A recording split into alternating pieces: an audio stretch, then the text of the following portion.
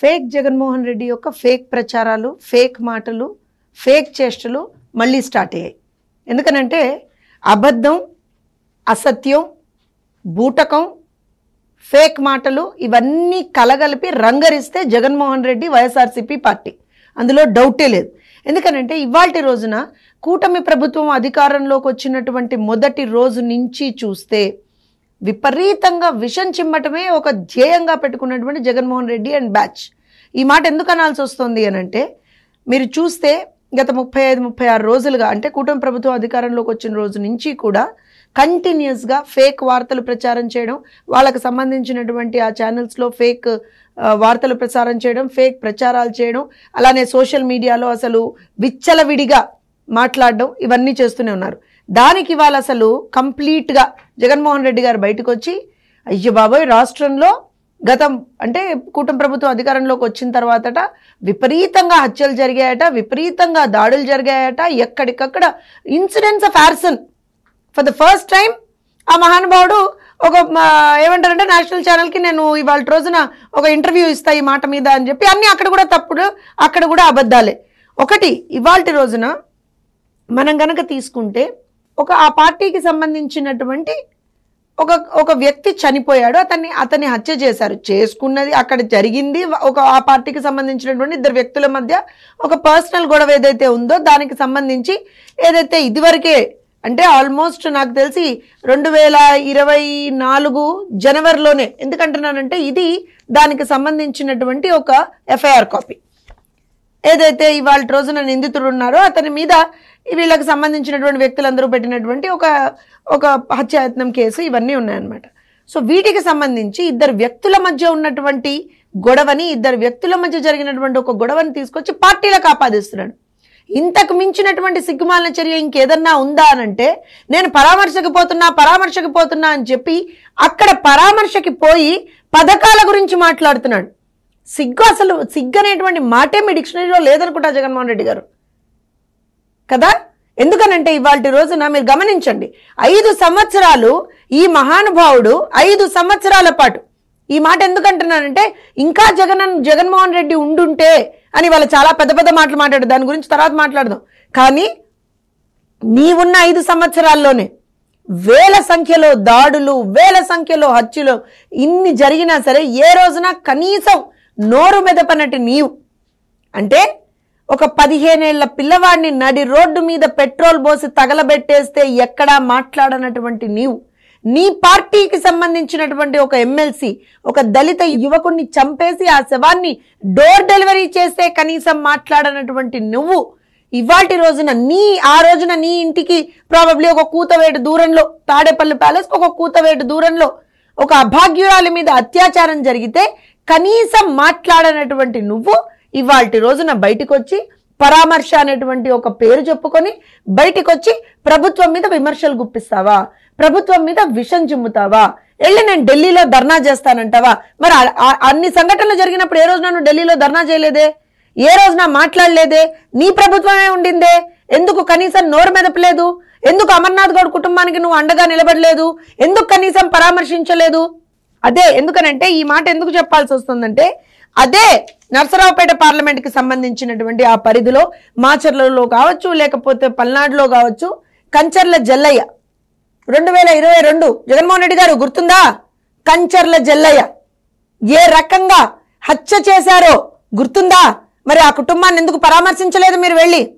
జై జగన్ అనేటువంటి ఒకే ఒక్క కారణం చేత, ఒకే ఒక్క కారణం, జై జగన్ అనలేదు అనేటువంటి ఒకే ఒక్క కారణం చేత తోట చంద్రయ్య అదే 2022లో మాచర్ల వెల్దుర్తి మండలంలో తోట చంద్రయ్యని చంపినప్పుడు మరి వాళ్ళ వినుకొండ వరకు వెళ్ళానని చెప్పుకుంటున్నావు కదా, మరి పక్కన ఉన్నటువంటి మాచర్లకి వెల్దుర్తికి వెళ్ళి ఎందుకు ఆ కుటుంబాన్ని పరామర్శించలేదు? ఎలాగో ఇన్ని రోజులు పరామర్శించలేదు, ఇప్పుడైనా పోయి పరామర్శించాల్సింది కదా. అలానే ఇదే నర్సరావుపేట టౌన్లోనే షేక్ ఇబ్రహీం, గుర్తు తెచ్చుకోండి ఇవన్నీ జగన్మోహన్ రెడ్డి గారు, 2022వ సంవత్సరం షేక్ ఇబ్రహీంని చంపేస్తే ఎందుకు వెళ్ళి నువ్వు పరామర్శించలేదు? పోనీ నీ కడప జిల్లా, నాది కడప జిల్లా, నేను కడప జిల్లా వాడిని చెప్పుకొని తిరుగుతావు కదా, కడప జిల్లాలో 6 బీసీలని హత్య చేస్తే ఒక్కరంటే ఒక్క ఒక్కరిని కూడా నువ్వు పరామర్శించలేదే. రాష్ట్ర వ్యాప్తంగా నీ హయాంలో 32 మంది బీసీలని హత్య చేశారు, 11 మంది మైనారిటీల మీద దాడులు జరిగాయి, 11 మంది మైనారిటీలు ప్రాణాలు కోల్పోయారు ముస్లింలు. అలానే 27 మంది ఎస్సీలు ప్రాణాలు కోల్పోయారు. ఈ లెక్కలు నేను ఏదైతే చెప్తున్నానో ఏ ఒక్క కుటుంబం దగ్గరికి వెళ్ళి నువ్వు ఏ రోజున పరామర్శించలేదే. ఏ ఒక్క కుటుంబానికి కనీసం నీకు సంబంధించిన అయ్యో అనే ఒక మాట నీ నోట్లోంచి రాలేదే. ఇవాళ మాత్రం పరిగెత్తుకుంటూ వచ్చావు. అంటే నీకు సమస్య ఉందంటే 11 ఏళ్ళు పడుతుంది కదా కనీసం ఒక రెస్పాన్స్ ఇవ్వడానికి. అదే శవం ఉందంటే మాత్రం 11 సెకండ్లలో పరిగెత్తుకుంటూ వచ్చేస్తావే. ఈ మాట ఇంత కోపంగా ఎందుకు అనాల్సి వస్తుంది అనంటే చేసేది మీరే, దాడులు చేసేది మీరే, హత్యలు చేసేది మీరే, మళ్ళీ వెళ్ళి ఓదార్పు అనేటువంటి ఒక నాటకాలు ఆడేది మీరే. ఇవాళ రోజున మళ్ళీ దీనికి రాజకీయ రంగు పులుముతారా? జరిగినటువంటి ఇష్యూ ఏదైతే ఉందో ఇద్దరు మనుషుల మధ్య జరిగినటువంటి ఒక వివాదం, అది ఆ ఇద్దరు మనుషులకు మధ్య జరిగినటువంటి ఒక వివాదాన్ని, అందులో ఆ వ్యక్తి కూడా ఎవరి మీద అయితే ఇవాళ రోజున ఆరోపణలు వస్తాయో, ఎవరైతే చంపాడో అతను కూడా మీ పార్టీకి సంబంధించినటువంటి ఎవరినైతే నువ్వు ఇవాళ వెనక నిలబెట్టుకున్నావు చూసావా, పక్కన నిలబెట్టుకున్నావు చూసావా, మర్చిపోతావేమో అతని పేరు నీకు తెలుసా? ఎందుకంటే పక్కన నిలబెట్టుకున్నావు కదా, వెనక నిలబెట్టుకున్నావు కదా ప్రెస్ మీట్ అప్పుడు. పిఎస్ ఖాన్ అతని అనుచరుడు. రౌడీ షీటర్లు అందరూ ఒక చోట చేరి లిటరల్ గా ఒక విధ్వంసాన్ని, అరాచకాన్ని గత 5 సంవత్సరాల్లో ఆ ప్రాంతంలో చేస్తూ ఉంటే కళ్ళు మూసుకొని కూర్చున్నటువంటి జగన్మోహన్ రెడ్డి ఇవాళ రోజున ఏ మొహం పెట్టుకొని నువ్వు అక్కడికి వెళ్ళావు అని మేము అడుగుతున్నాం. ఎందుకంటే ఇవాళ ప్రెస్ మీట్ పెట్టినప్పుడు ఒక పక్కన బొల్లా బ్రహ్మానాయుడు గారు, వెనకన పిఎస్ ఖాన్ గారు, ఇటు పక్కన అంబటి రాంబాబు గారు. ఎవరో చెప్పమంటారా వీళ్ళందరూ? బొల్లా బ్రహ్మానాయుడు.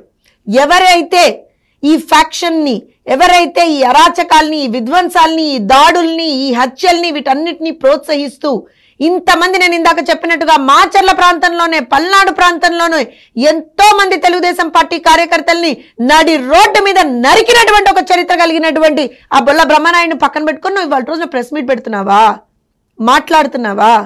ఎవరి వల్ల అయితే ఇవాళ రోజున ఇద్దరు వ్యక్తుల మధ్య సమస్య వచ్చిందో, అటు రషీదును జిలానీ మధ్య సమస్య వచ్చిందో, వివాదం వచ్చిందో, ఆ పిఎస్ ఖాన్ ని పక్కన నిలబెట్టుకొని నువ్వు ప్రెస్ మీట్ పెట్టి ఎవరో చంపేశారు, తెలుగుదేశం వాళ్ళు చంపేశారు. తెలుగుదేశం వాళ్ళు చంపేశారా?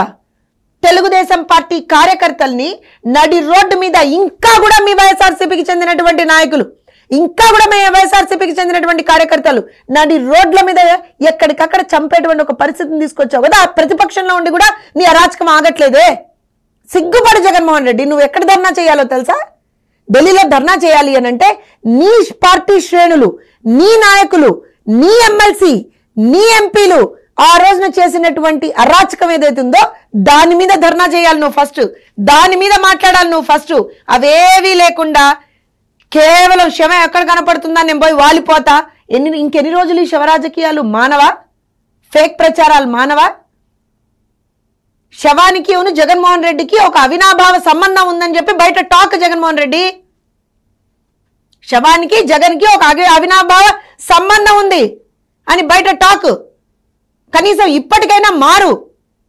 ఒక బాధ్యత కలిగినటువంటి ఒక ఎమ్మెల్యేవేనా నువ్వు? ఒక బాధ్యత కలిగినటువంటి ఒక అధికార ఏమంటారు అని అంటే ఇవాళ రోజున మొన్నటి వరకు అధికారంలో ఉండి ఇవాళ అధికారం కోల్పోయి ప్రజల చేత చిత్కరింపబడినటువంటి ఒక ఎమ్మెల్యేగా, ఒక పార్టీ అధినేతవేనా నువ్వు? అనాలిగా, మేము కూడా ఈ మాటలు అనాలిగా. ఎందుకంటున్నావు అంటే ఇంత జరిగినా సరే నీ ఫేక్ ప్రచారాలు ఆడకుండా, నీ ఫేక్ ప్రచారాలు ఆపకుండా ఏదైతే నువ్వు ఇవాళ రోజున ఏదో సాధిద్దాం అనుకుంటున్నావో అందులో అట్టర్ ఫెయిల్యూర్ అవుతావు. ఎలా అయితే మొన్న దొంగ హామీలు, అబద్ధపు హామీలు ఏవో ఇచ్చేసి మాట్లాడదాం, మళ్ళీ ప్రభుత్వంలోకి వచ్చేద్దాం అనుకున్నావో, ప్రజలు ఏ రకంగా అయితే చీత్కరించుకున్నారో ఇవాళ నువ్వు చేసే ఈ డ్రామా ఏదైతే ఉందో ప్రజలందరూ కూడా కాండ్రించి ఉమ్మేసేటువంటి ఒక పరిస్థితి తీసుకొచ్చున్నావు జగన్మోహన్ రెడ్డి. మళ్ళీ చెప్తున్నావు, కూటమి ప్రభుత్వం మీద నువ్వెంత విషం చిమ్మినా సరే పెరిచేది లేదు, తగ్గేది లేదు. ఖచ్చితంగా ప్రజలకి మంచి చేయడానికి అధికారంలోకి వచ్చాం, ప్రజలకి మంచి చేస్తాం. ఏదైతే నువ్వు ఇవాళ రోజున రాష్ట్రంలో ఒక శాంతి భద్రతల సమస్య తీసుకొద్దామని ప్రయత్నిస్తున్నావో ఇందులో నువ్వు అట్టర్ ఫెయిల్యూర్ అవబోతున్నావు. గుర్తుపెట్టుకో జగన్మోహన్ రెడ్డి.